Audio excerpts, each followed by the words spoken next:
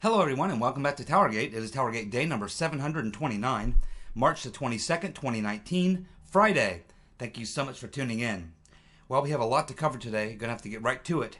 And this first story is a story many of you have probably heard about regarding this interview that John Solomon did on Thursday with the top lead prosecutor in Ukraine. Now we're going to be dealing with some Ukrainian names here. And of course, these Ukrainian names are a little tough, so bear with me. And two of the names we're dealing with sound very similar, but they're different. So I'll do my best on these names. Okay, so Ukraine's top prosecutor has launched an investigation into a plot by Ukrainian government officials to help Hillary Clinton and defeat Donald Trump in the 2016 elections.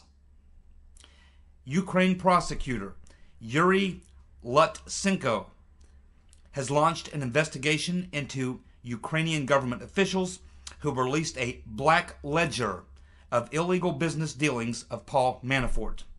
The Hill's John Solomon interviewed Lutsenko on his show on Thursday. Lutsenko is looking into an individual named Artem Sitnik, S-Y-T-N-Y-K, director of the Anti-Corruption Bureau of Ukraine, NABU. Lutsenko is investigating to find out if Sitnik attempted to benefit Hillary Clinton while damaging Donald Trump in the 2016 election. And there also may be a tape involved. The tape features several men discussing the matter. Now, the man believed to have released the black book is a guy named Serhiy Leshchenko. Leshchenko is a Ukrainian politician and journalist who works closely with top Clinton donors like George Soros and Viktor Pinchik. Pinchik donated $8.6 million to the Clinton Foundation. Pinchik also paid for Leshchenko's expenses to go to international conferences. Soros also contributed about $8 million to Hillary's super PACs. Soros also funded the International Renaissance Foundation that worked closely with Hillary Clinton's State Department in Ukraine. Now, Nellie Orr testified on October 19th that Serhiy Leshchenko was a source for Fusion GPS during the 2016 campaign. Leshchenko already has been convicted by a court in Kiev of interfering in the 2016 election. This just happened this past December. So the document release by Leshchenko and Sitnik are what led to Manafort's being fired from the Trump campaign. So Leshchenko has already been fired, and prosecutor Lutsenko is now going after his partner, Sitnik. So one of these guys, Leshchenko, has already been charged and convicted. And so now the second guy is this Sitnik guy. And one of these two, or maybe the third person, is the person that they hear on the tape who, I guess, discusses being the one who actually gave this black book or this ledger to someone. That person has not yet been identified. So, what do we have going on here? Well, we have the Rotten Reverend Clinton. Again, the Clintons, as I've been telling you for a very long time, are a global crime syndicate. And here we have collusion between the Clinton campaign and the Ukrainian government. Now, if you go through my timeline, you will see that there's a lot in there about the things that were going on in Ukraine. We've talked about this woman, Alexandra Chalupa. We know what she was involved in. She was involved in dealing with these government officials in Ukraine. She was also a part of this propaganda group. We know that she was a DNC employee for a while. Then in the spring of 2016, she resigns as a regular employee of the DNC. She goes to Ukraine and she's there for several months. She comes back on two occasions to the States and goes to the DNC and gives them information.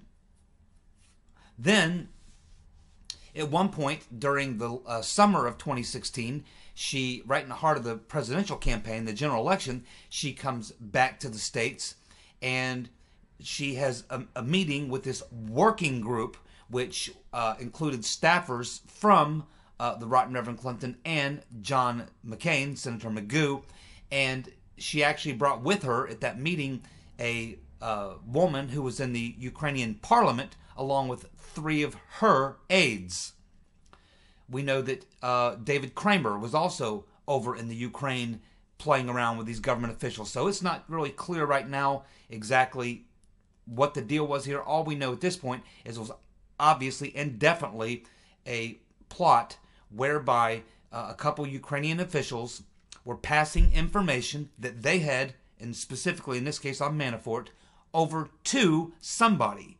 Now, we don't know if it was going directly to people in the Clinton campaign or the DNC, or whether it was going to Chalupa or Kramer and they were passing along, or whether it was going to some government official, maybe a State Department official or a FBI official or CIA official. We don't really know exactly at this time exactly who the players were on the other side. These are all things that this prosecutor hopes to discover through his investigation. But we do know for a 100% guaranteed fact that there was collusion between the Hillary Clinton campaign and the Ukrainian government to damage Trump and help Hillary. Absolute proof, not a conspiracy theory, not a dream, not a wish, actual fact. And we know that because one person has already been convicted. The other guy he's going after now, and there's a third person that will probably come into play. So what is it right now that we really need to know, just from what we've learned now? What are the things that we really need to know right now, as far as from our point of view here on this side of the pond? You know, maybe they have a different goal or a different objective for what they want to discover in Ukraine. But what we would be most concerned about here on this side of the pond would be a couple questions that I would have. The first question I would have for the former director of the Federal Bureau of I'm With Her, and that would be the dishonorable James Comey. I would have a question for Comey, which would be, who was Lyshenko's source in the United States? Is it someone in the Department of Justice, the FBI, the State Department, or maybe the Clinton campaign, the DNC? Who? Likely, Comey would know that from the investigations that they were doing, the 5 investigations that they were doing. They would know. Certainly, especially they would know if this individual was one of their sources. And we know from Nellie Orr that, in fact, Glenn Simpson was in contact with this individual, Mr. Lyshenko, and that his name was mentioned as a source for Confusion GPS. And we learned that from Nellie Orr. The next thing that we'd want to know is who initiated this activity. Did these Ukrainian government officials, did they themselves come forward first and go to the DNC or go to the FBI or go to the CIA? Did they go to some intermediaries and say, hey, we've got this information on Manafort and we would love to give it to the Rotten Reverend Clinton because we want to see her win and we want to see Trump lose, or something like that? Or was it the DNC or Hillary Clinton's goons or the FBI? Did they approach Mr. Lyshenko? The question would be, who initiated it? Who approached who? This is very important. Who approached who? Who initiated this operation?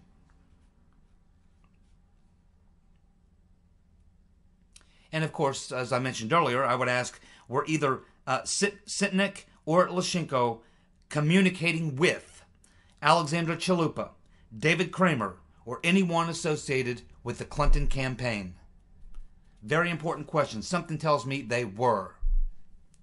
Something tells me they were, because we know that Chalupa and Kramer were both meddling around with this propaganda organization over in Ukraine, and we know that they were this group was very connected with the government there. In fact, there's actually people from the Ukrainian government in the parliament who actually are also a part of this media propaganda organization that Kramer and Chalupa were playing around in. So it's these people are all connected together, and it's hard to imagine that these contacts, certainly Chalupa having direct access to the DNC and Hillary Clinton, and of course David Kramer having direct access to a U.S. senator.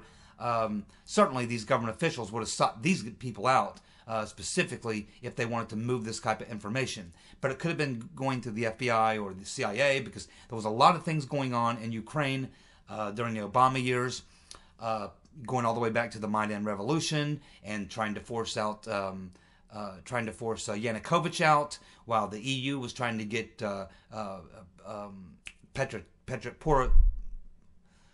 Petroshenko. They were trying to get him in there, but we wanted Yats. That's where we got the Victoria Nuland F the EU comment. Nuland wanted Yats, Yatsnuk.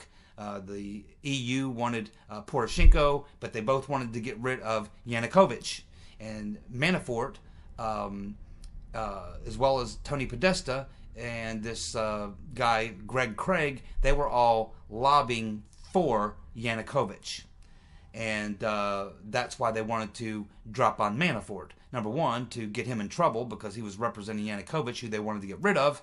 And number two, because he had begun working for Trump, and therefore they wanted to hurt Trump as well. So this is kind of a way that they got to hurt Manafort, help their cause there on their home soil, to help get rid of Yanukovych, at the same time to stick a finger in Trump's eye and to help Hillary Clinton. So again, we have this sort of incestuous relationship between foreign governments, intelligence agencies, state departments, law enforcement organizations, the United States, foreign governments, and this whole cabal, as you can see. The foreign intervention, not just with the British government, the government of Estonia was also involved early on with this stuff. We can assume maybe the Australian government as a result of Alexander Down the Hatch Downer. So there's a lot of these things need to be aired out, but certainly we need to find out, and I think this prosecutor will get to the bottom of exactly who initiated these contacts and who was the information being passed to. And that will be very important, because depending on what he learns, it may find its way into an investigation here. Because if we find out that any of these documents that they're talking about were passed to government officials, members of the DNC or the Hillary Clinton campaign, then that certainly would definitely be a criminal type investigation. As far as if it was Confusion GPS, or Glenn Simpson, or something like that, well, he's like a third-party private contractor, and while it would just add more looking bad to the whole situation, I don't know that that would be illegal. But it would be different if it were the Clinton campaign, because that would run into campaign issues and that type of thing. Was there any money exchanging hands? Was there any, I mean, was this, what did they promise this guy, if you give us these documents, we'll get you a really good paying position at the UN? Was he offered anything in exchange for some sort of a reward for him offering these documents? That's what you want to try to find out if you're finding out that it was a Clinton campaign, the DNC, the government. If there was any type of trade-off of you do this for me, I do this for you sort of thing, now we have a criminal conspiracy, and that would be something that would be of a criminal nature. There would be FEC violations and other probably other violations of the criminal code. Again, if it was a private organization like Fusion GPS, then probably not a criminal violation on that part. Certainly would be on the part in Ukraine, because they're stealing government documents. But it wouldn't be really a crime on GPS, Fusion GPS, for receiving these documents necessarily. And they're not a government agency, and they're not subject to FEC regulations or anything like that. So we need to air these things out, get the answers to these questions, and something tells me this prosecutor looks like the type of guy who's going to get to the bottom of it. Let's hope he does. As I said in yesterday's video, when we get to the bottom of this, we're going to find the Right Reverend Clinton planned, organized, direct, and controlled this operation. It was a Clinton operation. The rest of the world will get there. Give them some time. Give them some time. I seem to be a little ahead of the curve. Okay, so I love reading the comments section, as most of you know. I comment on a lot of your comments as often as I can, but I look through the comments in most of my videos every night. I can't always respond to all of them, but I do read through them almost every night. And I do that because people leave me good links. They also leave good information, and as much as I can, I follow up on it. Even if I don't talk about it sometimes, I've probably looked at something if you've left a link. So there were 2 good links left for me yesterday. One of them was really surprising, and I think the person who left the link, I think it was Rocker Mom. And I think the link was, there were several stories, actually. Actually, she didn't leave me a link. She just left me the comment, and then I Googled it and found 4 or 5 or 6 different sources to back up what she said. And what she said was that she had mentioned in the comment section that it was Peter Navarro, who is the top guy for Trump on his trade team. His top trade advisor is Peter Navarro. And she left in the comment section that Peter Navarro had recommended Stefan Halper to be an Asian ambassador. And I thought, you got to be kidding me. I never heard that before. So I checked up on it. And yeah, there was like 5 or 6 different stories from CNN and Axios and various other sources saying, yeah, that's true. I mean, he was interviewed. I read the interview, and he was asked about it by Brian Kilmeade, Fox News. So what about you recommending Stefan Halper for a position in the State Department, or as an ambassador? And of course, Navarro says, hey, man, I got duped. At the time, I didn't know that he was this guy who was this informant who was running, frame-up operations on Trump people. I didn't know. He said, this guy Halper introduced himself to me, told me he was this great foreign policy expert. He gave me a lot of good references. I checked him out, and everybody said, yeah, this guy knows his shit. He knows a lot about that kind of stuff. He's an expert. And he says that they met on another occasion or 2, and he decided after all that he would submit his name as a possible guy to be an ambassador to one of these Asian countries, because that's his expertise, Asian politics and things, economics actually. So it looks like that Halper was actually trying to get into the Trump administration, do a little inside work, you might say. So Navarro, this is true. Rocker Mom actually got that right. She did get it right. This is a true story. Navarro admits it. He did it, and he said he got duped. Now, the next thing that I saw in the comments section was from the lovely and talented Maura. That's right, Maura. And she put in the comments section this sort of a brief sort of caption about the recent Paul Sperry tweet, where he refers to this sort of Trump-Russia 2.0 thing. And so I thought, okay, well, that sounds pretty interesting. Whenever Sperry does anything, I want to read about it because he's usually dead on. So, yeah, thank you, Maura, for leaving that comment. I did follow up on that, and here's what I learned. Paul Sperry had just written an article, and that article is sort of a deep dive into Daniel Jones, which is a name that we keep hearing over and over again. It continues to pop up over and over again. Mostly we've heard that name pop up because he was a senior staffer for Diane Turn In Your Guns, Mr. and Mrs. America Feinstein, when she was the ranking member of the Senate Intelligence Committee. She's still on the committee, but she's no longer the ranking member. Now, yeah, I think that's true. Yeah, she's no longer the ranking member. So that's the Daniel Jones that we're talking about. So Paul Sperry is doing a deep dive into Dan Jones. And so here's what we learn from this article by Paul Sperry, thanks to Maura. Okay, so Jones was a senior staffer to Diane Turn In Your Guns, Mr. and Mrs. America Feinstein, when she was on the Senate Intel Committee. When she's still on the committee, but when she was the ranking member. Now, Jones has been running a campaign to destroy Trump, and it continues to this day. And he is still using the Trump-Russia narrative and the dossier as his primary weapons to push this agenda.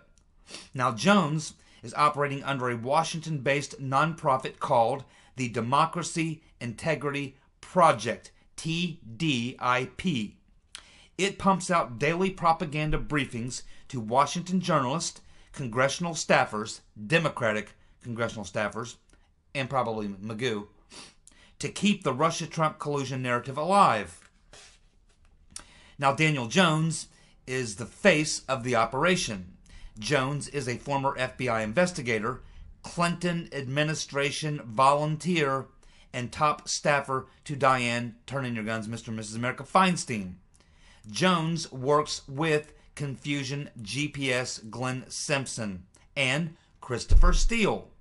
The financial backers are George Soros and the meathead, Rob Reiner, and some others whose names are not mentioned. But the primary big money donors here, who are backers, are Rob Reiner and Soros. Now, Jones and his group of anti-Trump warriors also pump information into the FBI and Congress, and essentially they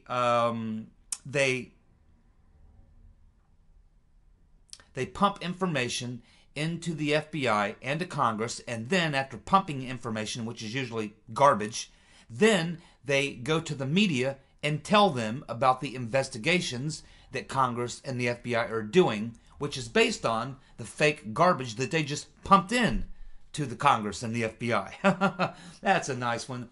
There you go. Pump garbage into the FBI and then get the investigations going and then tell the media about it. Man, doesn't that sound familiar? Where have we heard that before? So TDIP sends out a daily newsletter to all of the previously mentioned entities, which include the New York Times, the Washington Post, McClatchy, CNN, and MSNBC. The goal of TDIP is to make the news, then spread it. Jones is paying Steele and Confusion GPS to this day. Jones and Simpson are the ones who fed Hillary's lawyer, Michael Sussman, with the story about a server in Trump Tower communicating with the Russian Alpha Bank, which has been debunked. Sussman then hand-delivered the information to James Baker, the FBI General Counsel, and then after Sussman delivered that information to Baker, Hillary tweeted about it. As you can see, the Rotten Reverend Clinton completely connected to everything and everyone. That's why I say we're going to find out it was a Hillary-run operation. Who do you think's running this? It's all Hillary's friends paying for it.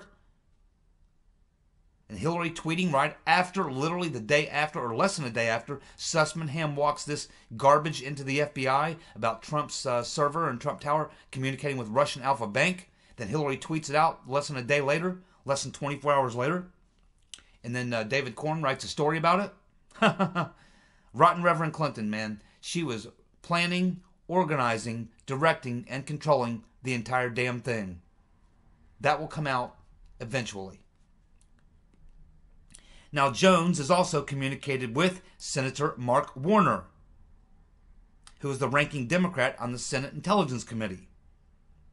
Jones was also the source that caused Michael Caputo to fall into the crosshairs of Uncle Bob the Executioner's investigation.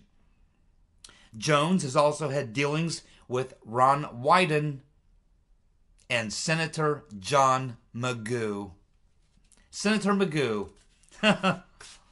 My oh my. Jones was involved in the frame-up of Roy Moore. Jones is also connected to donor Reid Hoffman, the co-founder of LinkedIn. Hoffman donated $500,000 to the Rotten Reverend Clinton Victory Fund. Tom Steyer has donated $2.1 million to the TDIP. Jones also has a private investigative firm called the Penn Quarter Group. That was started in April of 2016, the exact same month that the Rotten Reverend Clinton hired Fusion GPS. Jones recruited former State Department aide to the Rotten Reverend Clinton, Daphne Rand, to work for the firm. She is now on the board of directors. And she was also a national security advisor to Obama under Susan Rice.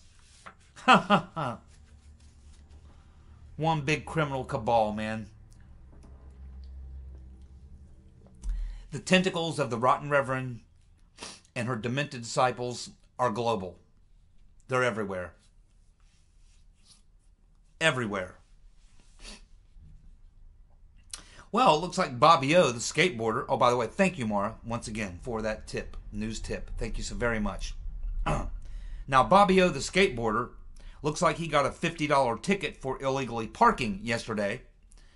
And people are asking him now to come out and take some hard policy positions because he actually doesn't do that. And when you go to his website, there are no hard policy positions.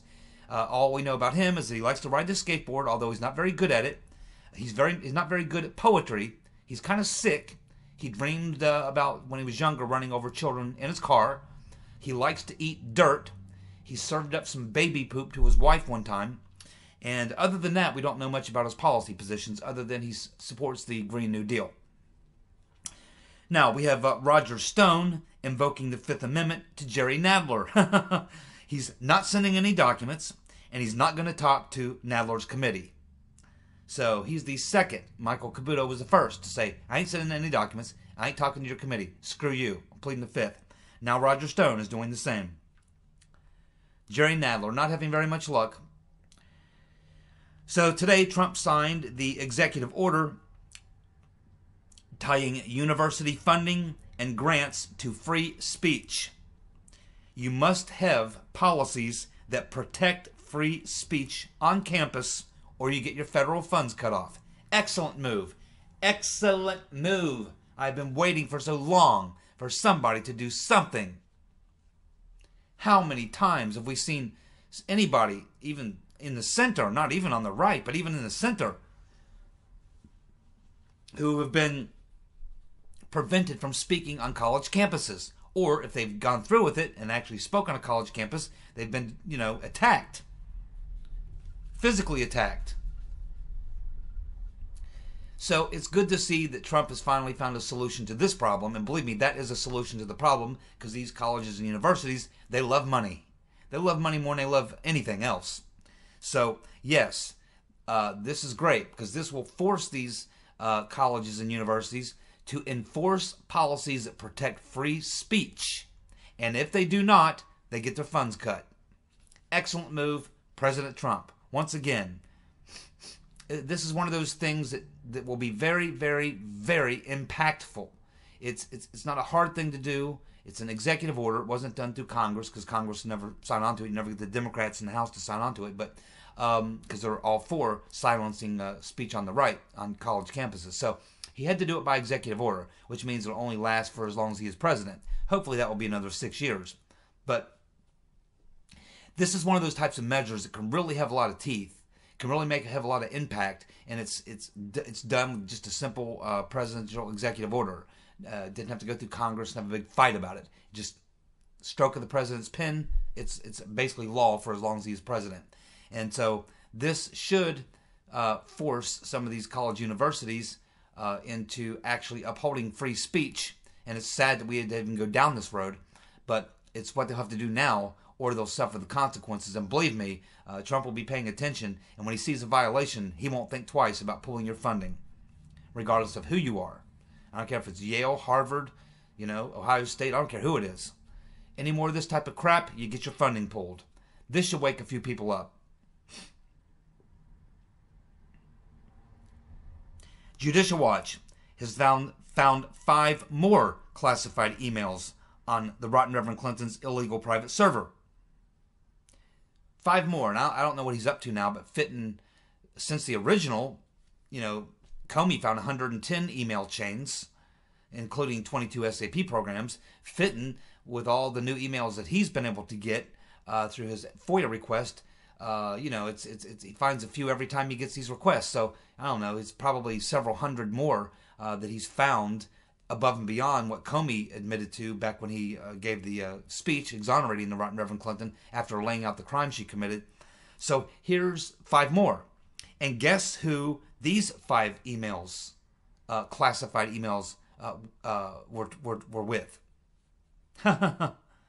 Lanny Davis, and Sidney Blumenthal. Sidney Blumenthal, one of Hillary's henchmen, who passed the Shearer dossier off to Christopher Steele, who then gave it to the FBI. And of course, Lanny Davis, the Clintons' lawyer, he was a lawyer back in the 90s when Slick Willie was president. He was the one they sent out every Sunday morning to defend the Clintons from their crimes.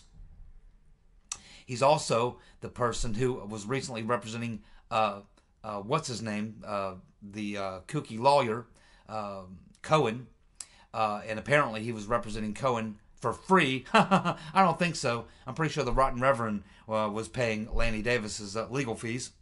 So here you have, as you can see, the Rotten Reverend Clinton has got her finger in every single thing. Every time we uncover some sort of crime associated with Spygate or anything else having to do with Trump since the 2016 election, or since since the primaries when she was cheating Bernie, she has got her hand in everything. That's why I'm telling you, she has to be the one who is behind this whole plot, planning, organizing, directing, and controlling the Spygate plot. Everybody was in the tank for the Rotten Reverend Clinton. They all appear to have been working for her. And she would have been in a position to repay every one of them. Loretta Lynch maybe could have got an appointment to the Supreme Court. Comey could have kept his job as FBI director. Clapper and Brennan could have kept their jobs at the highest level of the intelligence community. All these other people could have gotten jobs in the State Department. We have foreigners in places like Ukraine and Estonia. They could have gotten cushy positions at the UN. The Rotten Reverend Clinton, had she been elected president, she would have owed so many people favors that her first year in office would have been nothing more than making appointments of all the people who rigged the game for her to get her elected.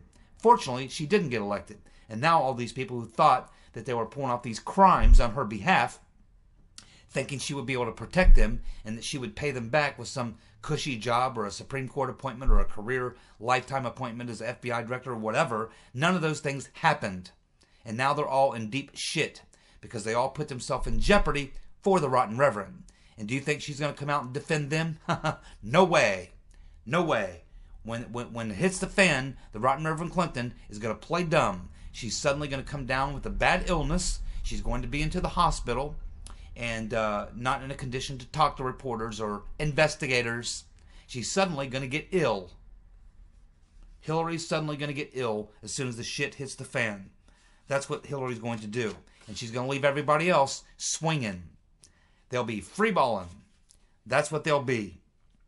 Now, Judicial Watch. I'm sorry, we already covered that. Did we not? Yes, we just did. Let's move on. Julian Assange. How about Julian Assange? Let's go with Julian Assange for 500, Dick. Okay, Julian Assange will not be cooperating with House Democrats' investigations. He will not testify, nor will he produce any documents. So that's another person that's not going to play the game.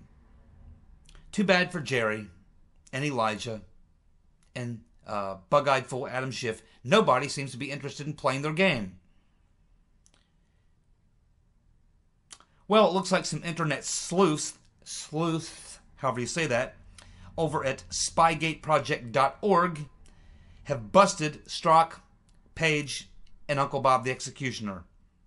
It appears that Peter's Been Stroking Us and Loose Lisa Paige both said under oath that they did not communicate on their private phones.